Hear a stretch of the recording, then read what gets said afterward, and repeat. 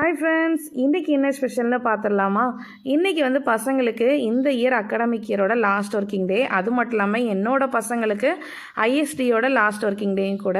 So அதனால் இன்றைக்கி class party வேறு இருந்துச்சு. பசங்களுக்கு சரி ஏதாவது ஸ்பெஷலாக ஸ்வீட்ஸ் ஏதாவது ஸ்நாக்ஸ் ஏதாவது செஞ்சு கொடுக்கலான்னு சொல்லிட்டு எக்ஸ்ட்ரா ஸ்நாக்ஸ்லாம் நம்ம வந்து கொண்டு போய் எங்கள் பசங்கள்லாம் ஷேர் பண்ணி சாப்பிடுவாங்க இன்றைக்கி.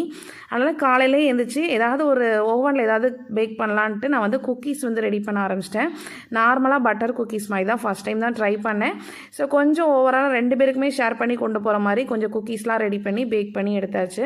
குக்கீஸுமே நல்லா ஈவனாக நல்லா கிறிஸ்பியாக சூப்பராக இருந்துச்சு.